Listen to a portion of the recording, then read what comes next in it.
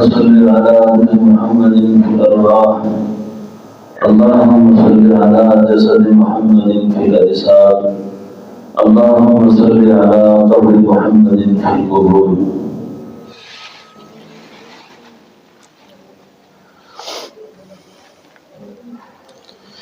ایک خوف ایسا ہے،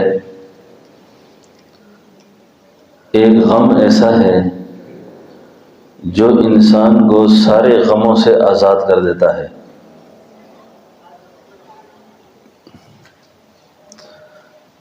ایک خوف سارے خوفوں سے آزاد کر دیتا ہے۔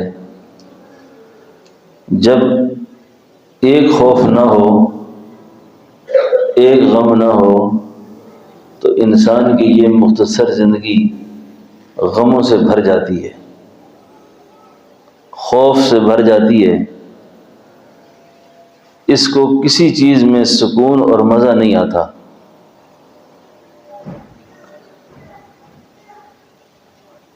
اب وہ خوشی، وہ خوف، وہ غم کیا غم ہے؟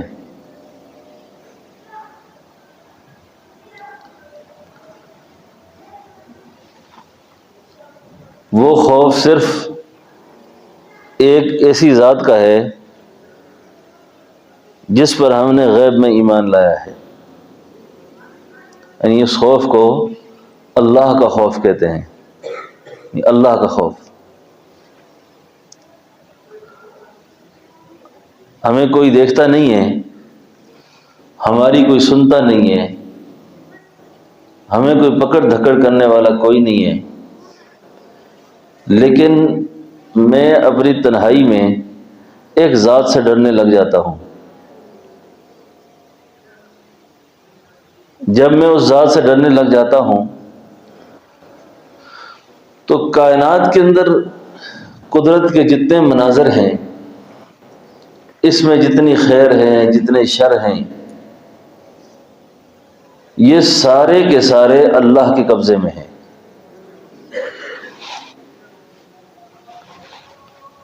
یہ سب کے سب اللہ کے قبضے میں ہیں۔ پھر کوئی چیز نقصان نہیں دے سکتی جب اللہ نہ چاہے، کوئی فائدہ نہیں دے سکتا جب اللہ نہ چاہے۔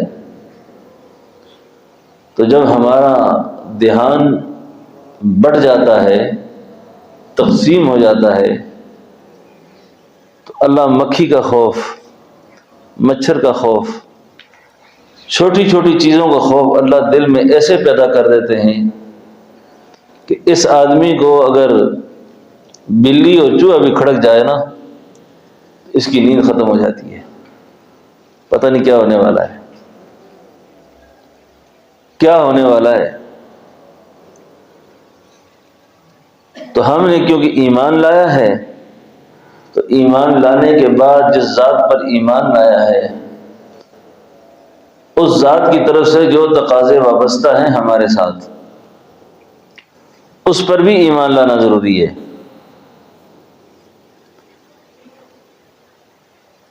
اور جس وقت اس ذات پر ایمان کا استحکام ہمیں نصیب ہوگا تو ہم صحیح معنوں میں اللہ کے بندے بن جائیں گے پھر۔ اور جب صحیح معنوں میں اللہ کی بندگی نصیب ہوگی تو ہم اللہ کے دوست بن جائیں گے، اور جب اللہ کی دوستی میں آ جائیں گے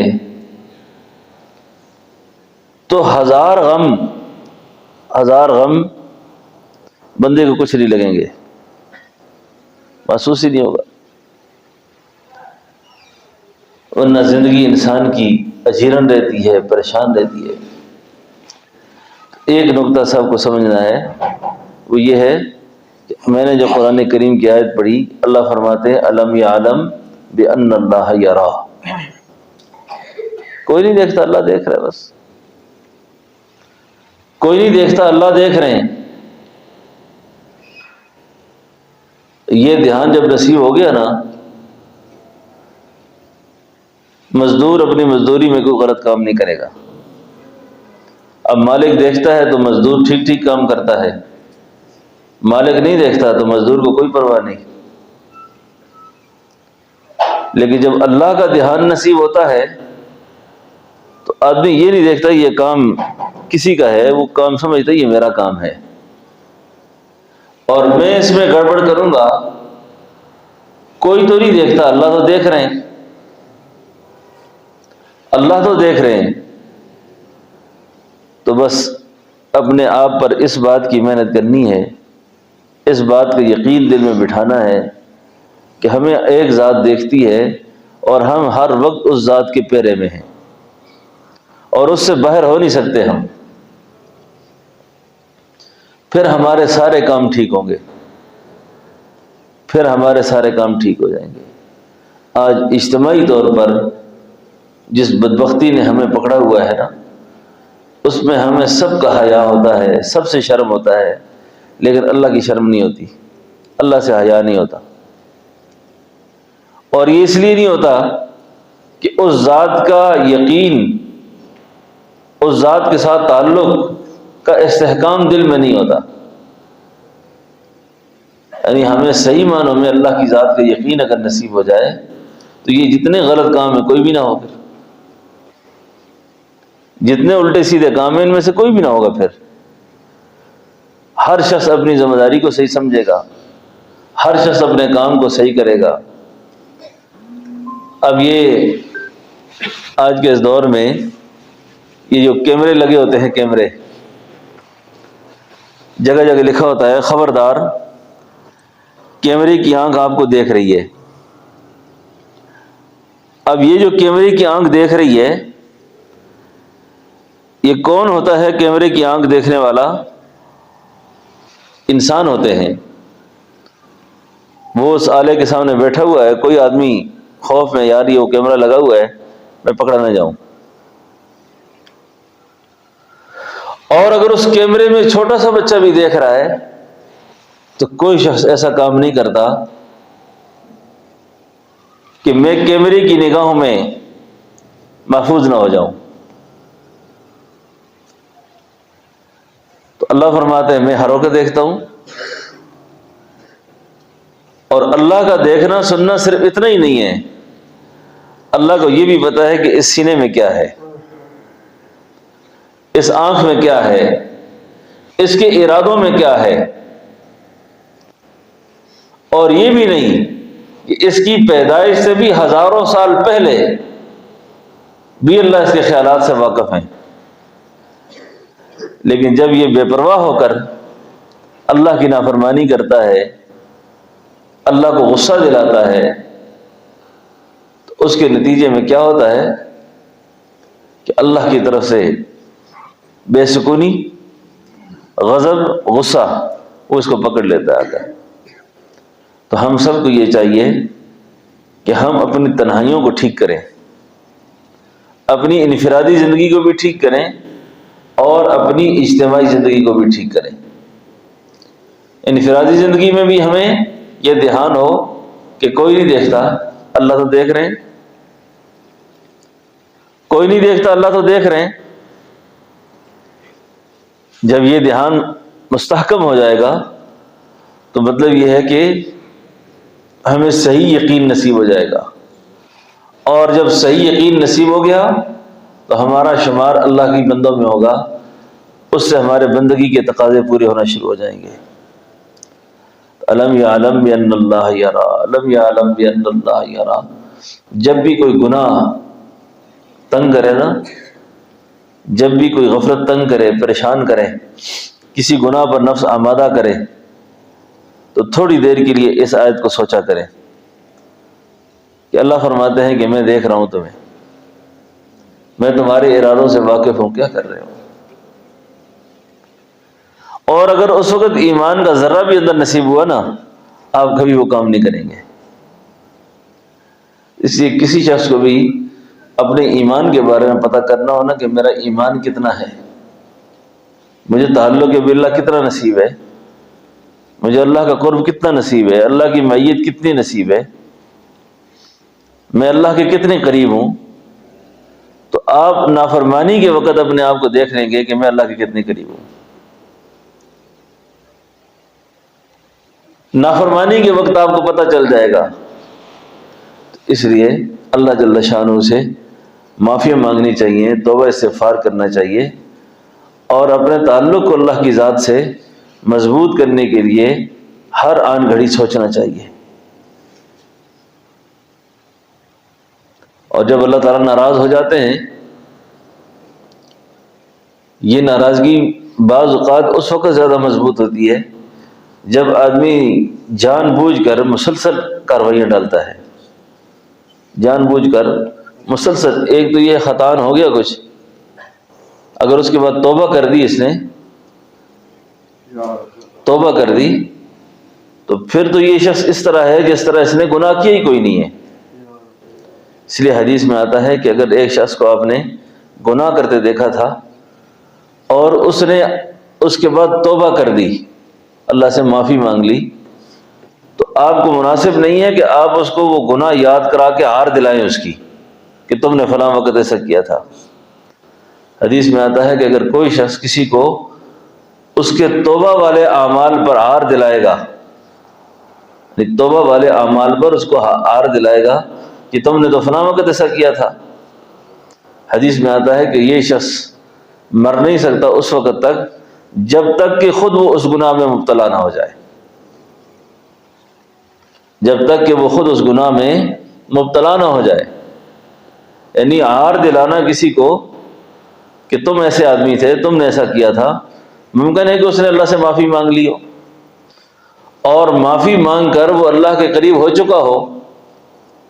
اس لیے بدگمانی بھی حرام ہے کہ کسی مسلمان کے ساتھ ایسا برا گمان رکھنا کہ اس کو بالکل اسلام سے خارج سمجھنا اور اس کو بالکل پکا ٹھکا گناہ گار سمجھنا، یہ بھی مناسب نہیں ہے،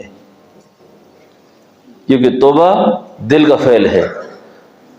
تو ایسا گناہ جو بندہ مسلسل کرتا رہے اور اس پہ توبہ نہ کرے، تو یہ بھی بہت زیادہ قابل افسوس بات ہے۔ اس لیے اللہ جل شانہ سے ہر وقت معافی تلافی بھی کرتا رہے۔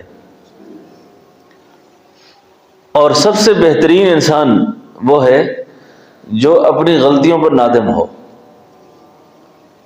اپنی غلطی پر نادم ہو، نہ کہ اپنی غلطی پر اصرار کرنے والا ہو۔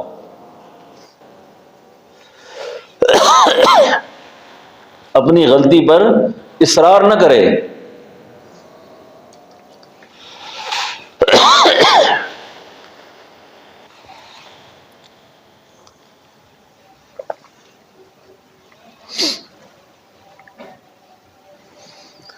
اپنی غلطی پر اصرار کرنے والا نہ ہو، یا اللہ مجھ سے غلطی ہو گئی ہے معاف کر دے،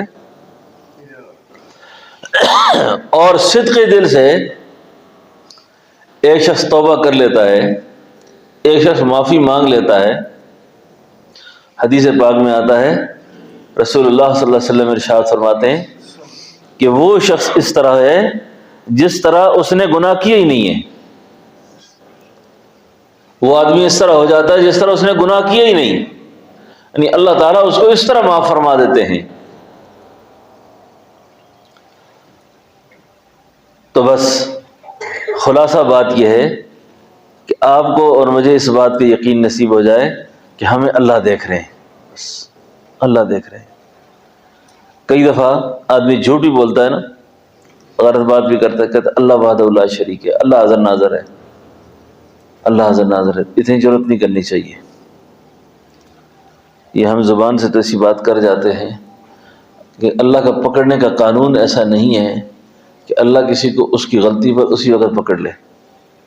اور لوگ ہوتے ہیں جن کو فوری پکڑ ہوتی ہے، اللہ اس پہ بھی ڈھیل دیتے ہیں آدمی کو۔ آدمی کئی دفعہ قرآن کی قسم اٹھا لیتا ہے، حلف اٹھا لیتا ہے، اور یہ بھی کہہ دیتا ہے کہ اللہ حاضر ہے جی، میں نے ایسا نہیں کیا، میں نے، یعنی یہ اس سے زیادہ جرم ہے کہ اور اللہ کو اپنے جھوٹ پر گواہ بنا رہا ہے۔ یہ بھی ایک بیماری ہے بہت بڑی۔ اور کئی دفعہ ایسا ہوتا ہے کہ دونوں فریق جو ہوتے ہیں وہ دونوں اسی طرح کی قسم اٹھاتے ہیں۔ تو الم یعلم بان اللہ یرا، الم یعلم بان اللہ یرا، اس آیت کا تصور رہے گا تو یہ خوف ختم ہو جائیں گے سارے۔ خبردار کیمرے کی آنکھ دیکھ رہی ہے، نہیں، خبردار اللہ کی ذات دیکھ رہی ہے، خبردار اللہ کی ذات دیکھ رہی ہے۔ میرا بولنا بھی، میرا سننا بھی، میرا دیکھنا بھی، میرا پکڑنا بھی، میرا چلنا بھی، میرا سوچنا بھی، وہ ایک ذات اس سے باخبر ہے بس۔ وَكَفَى بِاللَّهِ شَهِيدًا وَكَفَى بِاللَّهِ وَكِيلًا۔ یہ جو قرآن کریم کی آیات ہیں نا، ہیں بہت مختصر سی، لیکن ان کے اندر بڑے وسیع معنی موجود ہیں، اس کے بڑا وسیع معنی موجود ہے اس کا۔ تو اللہ تعالی ہم سب کو اپنی ذات عالی کا دھیان نصیب فرمائے، یقین میں استحکام نصیب فرمائے، اور اللہ رب العالمین ہمیں اپنے خاص بندوں میں شامل فرمائے۔ اور جب یہ دولت ہمیں نصیب ہو جائے گی، یہ دولت نصیب ہو جائے گی، تو حدیث میں آتا ہے کہ یہ جو شخص ہوتا ہے نا، جس کو یہ نعمت نصیب ہو، اللہ فرماتے ہیں میں اس کے ہاتھ بنتا ہوں، پھر اس کی زبان بنتا ہوں، جس سے پکڑتا ہے، جس سے بولتا ہے، جس سے سنتا ہے۔ اور یہ وہی شخص ہوتا ہے جس کے بارے میں حدیث میں آتا ہے اگر یہ کسی پہ قسم اٹھا دے تو اللہ اس کی قسم کو بھی پورا فرماتے ہیں، ٹھیک ہے نا۔ تو اللہ تعالی ہم سب کو ایسا یقین نصیب فرمائے۔